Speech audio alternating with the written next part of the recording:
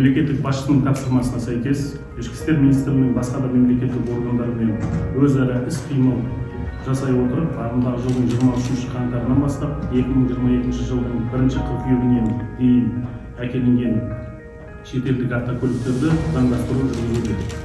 Заңдастыру басталғаннан кейін Жетісу облысының аумағында ЕГОП порталы арқылы 3179 өтінім түсіп, оның ішінде 2024-ті электрондық өтінімдер бойынша оңтайлы шешім қабылданды.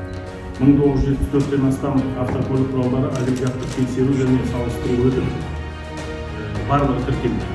Сонымен қатар 486-ға жуық автоконструктор санатына жататын автокөліктер тіркелді. Олардың заңдастыру ағымдағы жылдың мамыр айының 22-ші жұмысынан басталды.